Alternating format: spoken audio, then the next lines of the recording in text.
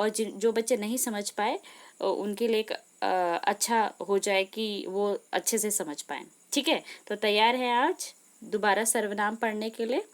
चलिए, सर्वनाम शब्दों को पढ़ने से पहले आपको संज्ञा शब्दों को दोबारा समझना पड़ेगा, क्योंकि संज्ञा शब्द हैं तभी सर्वनाम शब्द हैं।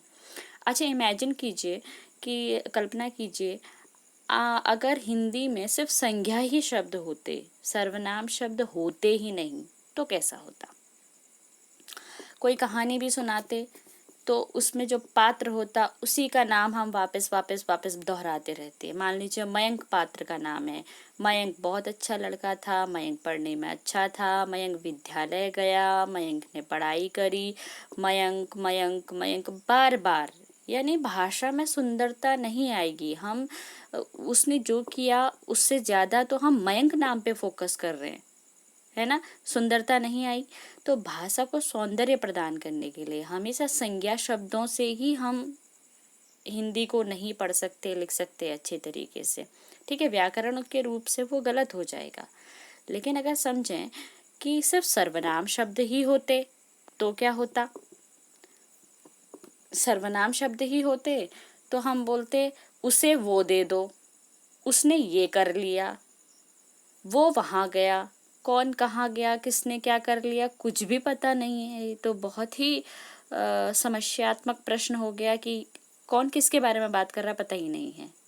यानी किसी चीज़ का नाम ही नहीं है, बेनाम। पूरी दुनिया में जितनी चीज़ें हैं वो सारी बेनाम हो जाएंगी, क्योंकि जितने भी नाम वाली चीज़ें हैं वो संज्ञा होती हैं। चलिए नज़र मारते हैं संज्ञा की परिभाषा पे। आपको बहुत अच्छे से याद आ गया होगा। ठीक है, जिन शब्दों से किसी प्राणी, वस्तु, स्थान या भाव का पता चलता है या बोध होता है, बोध का मतलब होता है ज्ञान, ठीक है, पता चलता है, वो संज्ञा कहलाते हैं। यानी कि नाम वाले जितने भी शब्द हैं वो सारे के सारे संज्ञा के अंतर्गत आते हैं। प्राणियों के नाम, जिसमें पेड़ पौधे पक्षी इंसान किसी का भी नाम हो सकता है, स्थानों का नाम, किसी भी जगह का नाम, वस्तुओं का नाम, किसी भी चीज़ का नाम। ठीक है, जो भी चीज़ आपके घर पे है, XYZ कुछ भी है, लेकिन उसका कोई तो नाम होगा, बिना नाम की तो कोई चीज़ होती ही नहीं है। तो वो सारी चीज़ें संज्ञा के अंतर्गत आती हैं, उनके नाम संज्ञा के अंतर्गत आते हैं। और साथ ही भावों के नाम, हम अपनी भावनाओं को भी नाम देते हैं, है ना, गर्मी, ईमानदारी, ठंडाई, है ना, सहनशीलता। जब हम अपने भावों को भी नाम देते हैं तो वो भी संज्ञा के अंतर्गत आ जाते हैं। अच्छा, अब ये तो आपको क्लियर हो गया होगा कि संज्ञा शब्द का मतलब नाम वाले शब्द। अब समझते हैं सर्वनाम। सर्वनाम का मतलब होता है सबके नाम वाले शब्द, ऐसे शब्द जो सभी के नामों की जगह पर प्रयोग किए जा सके। अंग्रेजी में कहूँ तो रिप्लेस किया जा सके जिन्हें संज्ञा शब्दों की जगह। ठीक है, एक उदाहरण के तौर पे मैं आपको बताऊं तो जैसे लड़के के लिए बात कर रहे हों या लड़की के लिए बात कर रहे हों, ठीक है, एक चीज़ की किसी भी वस्तु के बारे में बात कर रहे हो, घर की कोई भी वस्तु है, उसे कोई एक नाम दे सकते हो।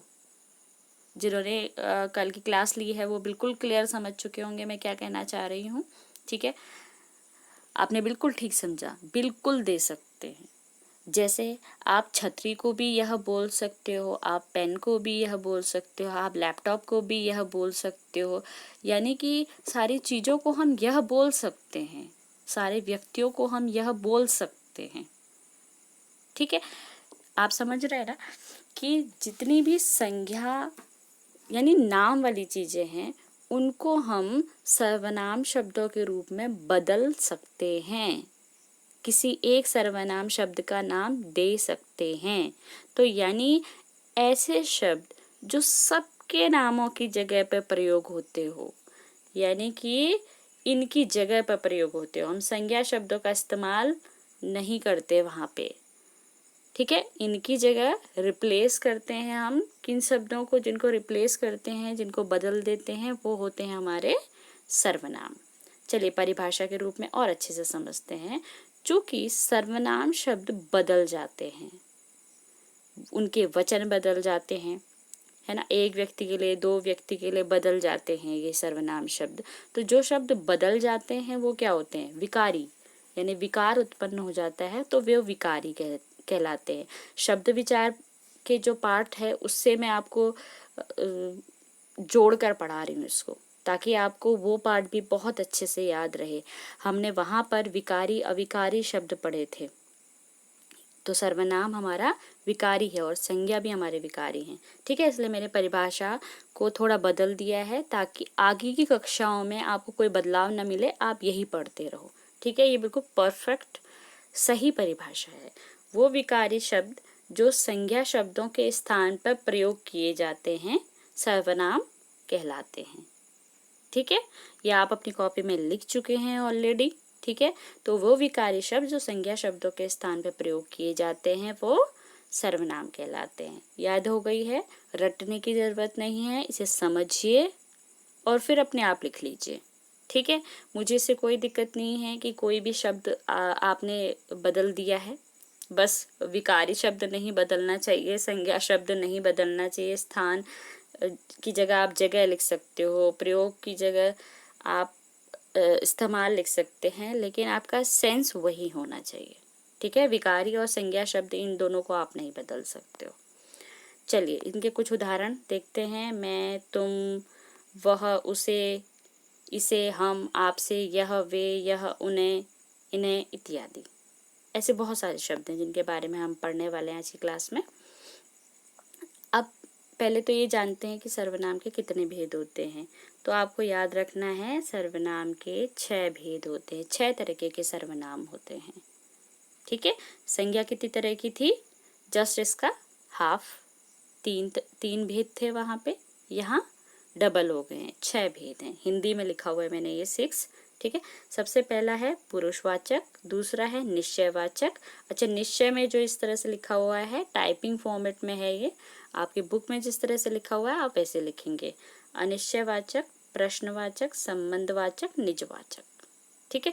फिलहाल इस स्लाइड में आपको ये याद रखना है कि सर्वनाम के 6 भेद होते हैं। आगे नामों को समझते हुए याद करते हैं, समझते हुए पढ़ते हैं, ठीक है। सबसे पहला हमारा है पुरुषवाचक सर्वनाम। अच्छा, पुरुषवाचक सर्वनाम क्या होता है? पुरुषवाचक सर्वनाम वे सर्वनाम होता है जिसमें बोलने वाला होता है, सुनने वाला होता है और अन्य व्यक्ति होता है। बोलने वाला, यहाँ पे कौन बोल रहा है? मैं। सुनने वाला, कौन सुन रहा है? आप। अन्य व्यक्ति, यानी मैं किसके बारे में पढ़ा रही हूँ? सर्वनाम, ठीक है।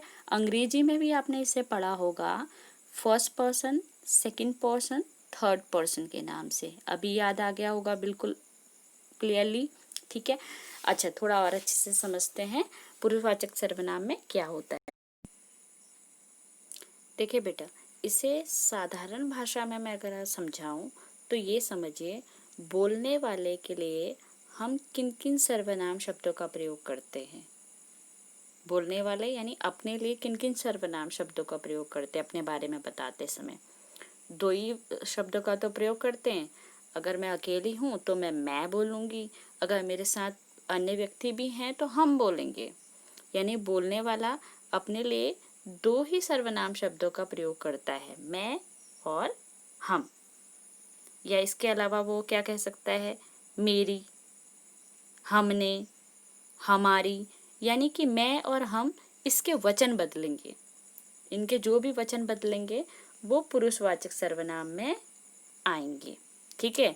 अगर आपसे पूछा जाता है कि मैं, हम, मेरी, हमारी, हमने, इसमें कौन सा सर्वनाम है, तो आपका उत्तर होना चाहिए पुरुषवाचक, क्योंकि आपको पता है कि बोलने वाले के लिए बात की जा रही है। लेकिन अगर आपसे पूछा जा रहा है कि इसमें कौन सा पुरुष है, पुरुष के बारे में पूछा जा रहा है, तो आपका जवाब होना चाहिए उत्तम पुरुष, ठीक है बेटा, क्लियर है। मध्यम पुरुष, यानी जिससे भी हम बात कर रहे होते हैं उससे हम किन किन शब्दों का प्रयोग करके बात करते हैं। या तो नाम लेके करते हैं, या हमसे अगर छोटा है तो तू बोलते हैं, ठीक है।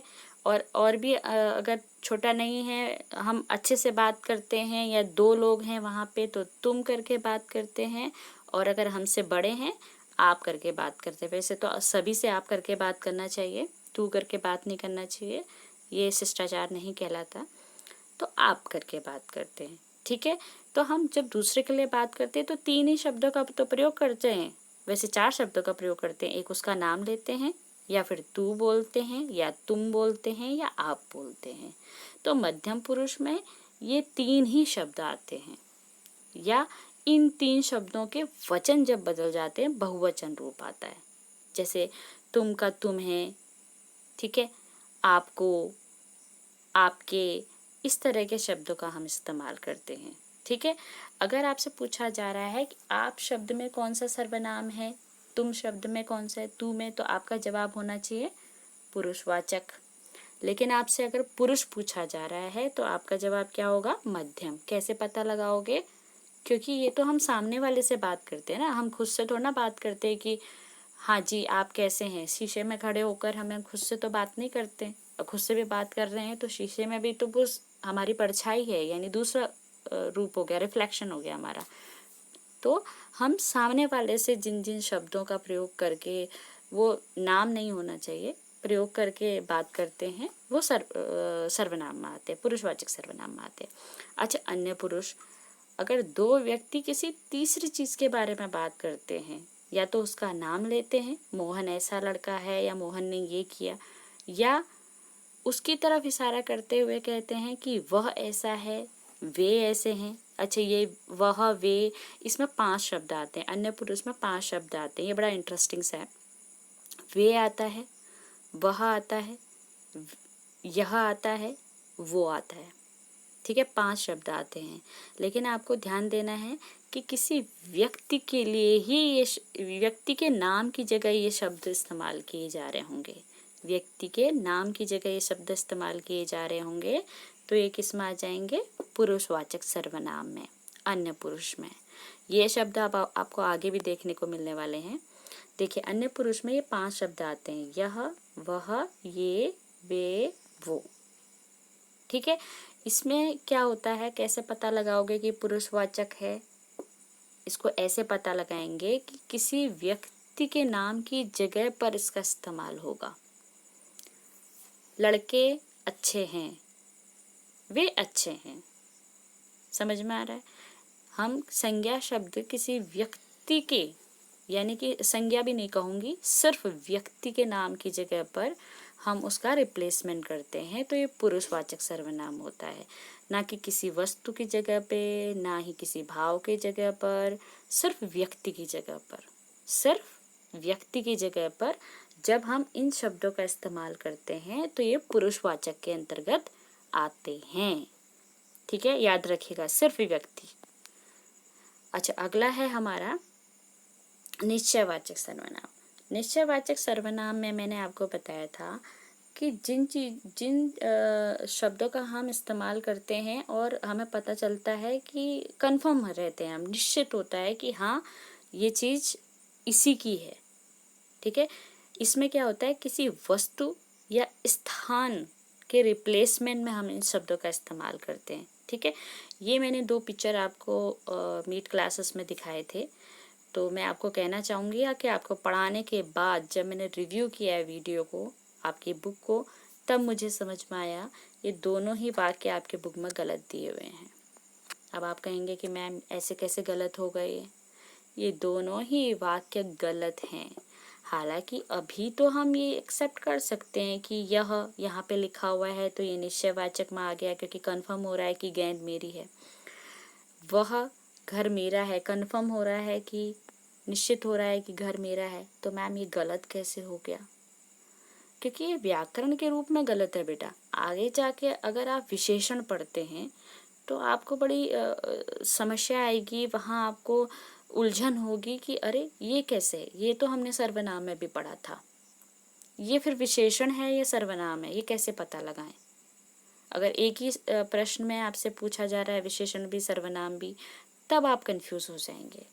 तो इसीलिए मुझे ये क्लियर करना था, इस वजह से भी मैंने ये वीडियो बनाई है कि आपके बुक में ये जो दोनों पिक्चर दी हुई हैं, इन दोनों पिक्चर के नीचे जो वाक्य लिखे हुए हैं चित्रों के नीचे, ये गलत है। कैसे गलत है मैं बताती हूँ। देखिए, जब कभी भी मैंने विशेषण में पिछली क्लास में आपको पढ़ाया था कि जब कभी भी संज्ञा शब्दों की जगह, संज्ञा शब्द आप देख रहे हैं, गेंद जो है ये किसी वस्तु का नाम है, संज्ञा शब्द है। घर किसी स्थान का नाम है, ये संज्ञा शब्द है ना। मैंने आपको विशेषण में बताया था कि जब संज्ञा शब्दों से पहले सर्वनाम शब्द आते हैं तो वो कौन से विशेषण बन जाते हैं, क्योंकि वो सर्वनाम होते हैं इसलिए सार्वनामिक विशेषण बन जाते हैं। तो यहाँ पे अगर इसके ऑप्शन में आपको विशेषण और सर्वनाम दोनों ही दिए हों तो ये विशेषण ही सही होगा, ना कि सर्वनाम, क्योंकि बाद में संज्ञा शब्द है। अगर इन दो वाक्यों की जगह पे ये वाक्य होता, यह मेरा घर है, तो ये निश्चयवाचक सर्वनाम है, क्योंकि यहाँ पे संज्ञा शब्द यह के जस्ट बाद में नहीं आ रहा है। ठीक है, बिल्कुल पीछे नहीं आ रहा है। वह गेंद मेरी है की जगह वह मेरी गेंद है, यह वाक्य बिल्कुल ठीक है। ये दोनों वाक्य ही आपके सही वाक्य हैं।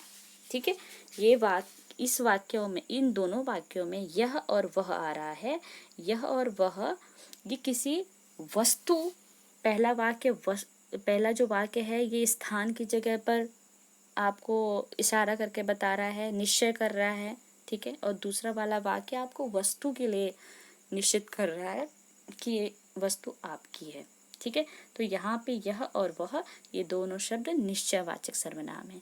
अब आपके दिमाग में क्या ये सवाल नहीं आया कि मैम यह वह, जिस तरह आपने कहा कि ये विशेषण हो जाते हैं अगर इनके बिल्कुल बाद में संज्ञा शब्द हो तो, लेकिन मैम ये तो अभी अभी हमने पुरुषवाचक में भी पढ़े थे, ये पांचों के पांचों, तो हम पुरुषवाचक लिखें या निश्चयवाचक लिखें, क्या समझें इसको? बिल्कुल सही सवाल आपके दिमाग में आया है। ये पांचों के पांचों मैंने आपको बताया था कि जहाँ व्यक्ति के नाम की जगह पर, केवल व्यक्ति के नाम की जगह पर ये पांचों शब्द आते हैं तो वहाँ पुरुषवाचक सर्वनाम होता है। लेकिन यहाँ व्यक्ति है, घर व्यक्ति है नहीं, ये स्थान है। गेंद व्यक्ति है नहीं, ये वस्तु है। जहाँ स्थान और वस्तु की तरफ इशारा किया जाता है या उसके लिए निश्चित किया जाता है कि ये किसकी है, कहाँ की है, कौन सी है। ठीक है, तो जहाँ पे किसी वस्तु और स्थान से पहले, ठीक है, स्थान वाले वाक्य के पहले ये शब्द हो, यह वह ये वे वो, तो ये निश्चयवाचक सर्वनाम होगा। लेकिन अगर ये पांचों के पांचों किसी संज्ञा शब्द से पहले हों तो वो कहाँ चले जाएंगे? विशेषण में चले जाएंगे। और किसी व्यक्ति के नाम की जगह पे होंगे तो कहाँ चले जाएंगे? पुरुषवाचक सर्वनाम में चले जाएंगे। है ना मजेदार? पर ध्यान में रखना है आपको। ठीक है, अगला है अनिश्चयवाचक। बहुत सरल, आपने निश्चयवाचक समझ लिया है। अगर मैं इसका अ काट दूं तो क्या बन जाएगा? निश्चयवाचक, जो अभी हम पढ़ चुके हैं। तो अनिश्चयवाचक निश्चयवाचक का ही उल्टा, जहाँ पे किसी वस्तु के बारे में, किसी स्थान के बारे में, किसी व्यक्ति के बारे में, अच्छा यहाँ मैं इंक्लूड व्यक्ति भी करूँगी, ठीक है, सम्मिलित व्यक्ति भी करूँगी, के बारे में पता नहीं चल रहा है, हमें पता नहीं चल रहा है। ठीक है, जिस तरह आप देखिए, पिताजी, बाहर कोई आया है, बाहर कोई बुला रहा है, कोई पता नहीं कौन है। लेकिन अगर मैं दरवाज़ा खोल देती हूँ तो मुझे वो व्यक्ति, वस्तु दिख जाएगी, तो उस व्यक्ति का कोई तो नाम होगा।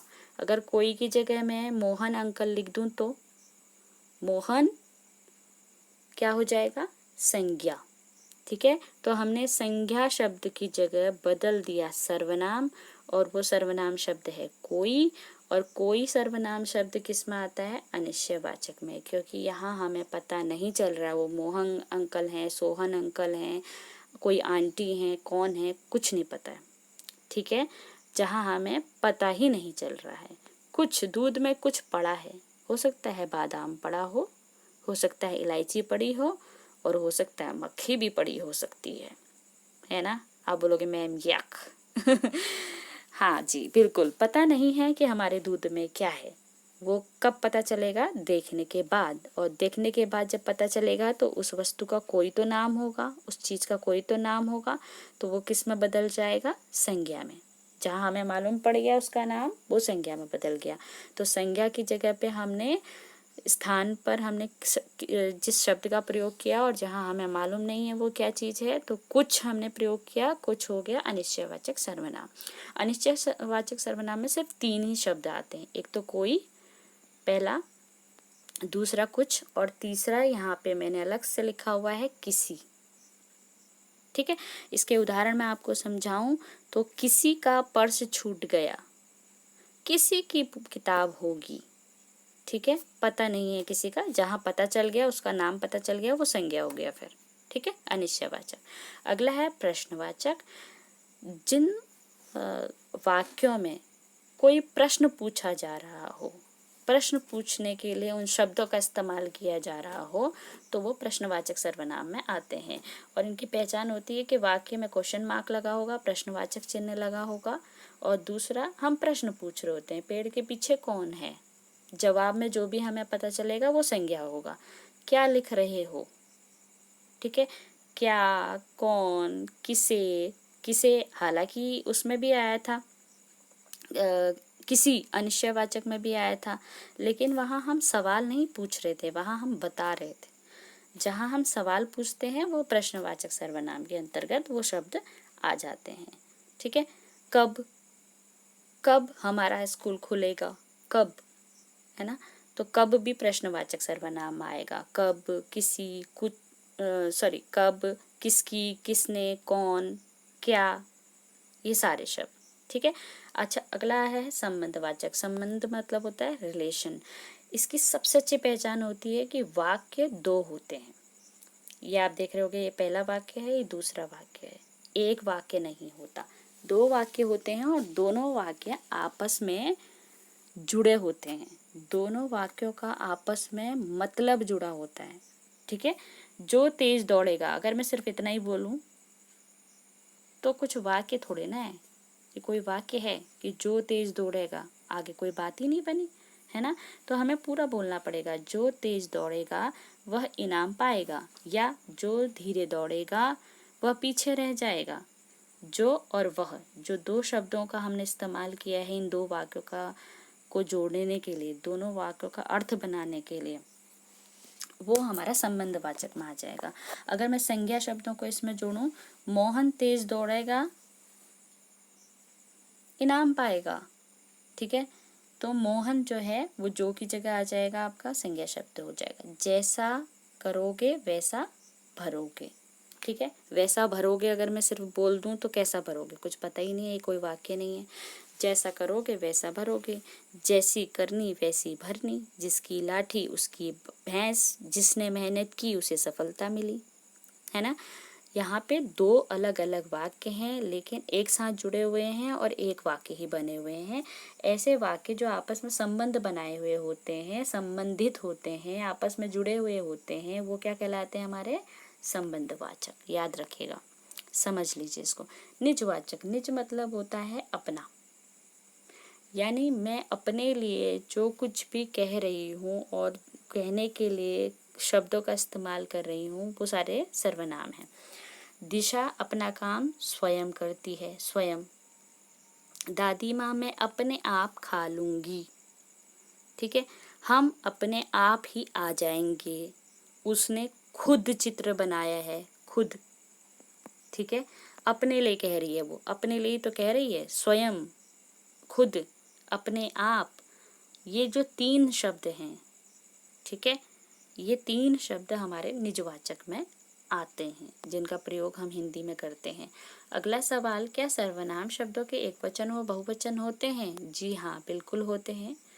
मैं का हम, वह का वे, तुम का तुम सब, ये मैं समझा चुकी हूँ आपको ऑनलाइन क्लास में। ठीक है, यह का ये, उसे उन्हें, उसका उनका, इसने इन्होंने, इस तरफ जितने भी शब्द हैं ये एकवचन के अंतर्गत, ये हम एक व्यक्ति के लिए प्रयोग में लाते हैं, एक वस्तु के लिए प्रयोग में लाते हैं। यानी संज्ञा शब्द जो भी होंगे वो अगर एक है तो उनके लिए हम इन सर्वनाम शब्दों का प्रयोग करते हैं जो एक वचन के अंतर्गत लिखे गए हैं। लेकिन अगर संज्ञा जितने भी नाम वाले शब्द हैं वो दो हैं या दो से ज़्यादा हैं, तो उनकी जगह पर हम इन सर्वनाम शब्दों का इस्तेमाल करते हैं, इन सर्वनाम शब्दों का प्रयोग करते हैं अपनी हिंदी भाषा में। ठीक है। अगला प्रश्न, क्या सर्वनाम शब्दों पे स्त्रीलिंग और पुल्लिंग शब्दों का असर पड़ता है? जी हाँ, जी नहीं, नहीं पड़ता, कोई असर नहीं पड़ता। सर्वनाम शब्दों में पुल्लिंग में स्त्रीलिंग का कोई असर नहीं पड़ता। ठीक है। लड़के के लिए भी वह, लड़की के लिए भी वह। ठीक है। लड़का लड़की दोनों के लिए हम वह, यह, वे, ये, आप ऐसे शब्दों का इस्तेमाल प्रयोग करते हैं और कर सकते हैं। तो हमें कैसे पता चलेगा कि वो स्त्रीलिंग है या पुल्लिंग? कैसे हमें पता चलेगा? हमें उसके क्रिया शब्दों से पता चलेगा। खेलता, अगर मैं बोलूँ वह खेलता है, तो आपको बिल्कुल साफ पता चल गया होगा कि मैं लड़के के लिए कह रही हूँ। वह खेलती है, खेलती क्रिया मैंने बदल दिया तो आपको साफ पता चल गया होगा कि मैं लड़की के लिए कह रही हूँ। लेकिन वह तो मैंने नहीं बदला, दोनों जगह मैंने वही रखा। ठीक है। तो क्रिया शब्दों से ही हमें स्त्रीलिंग और पुल्लिंग का पता चलता है, वाक्य में सर्वनाम शब्द नहीं बदलते। आज की क्लास कुछ लंबी है, लेकिन आपको समझाना भी बहुत ज़्यादा ज़रूरी था।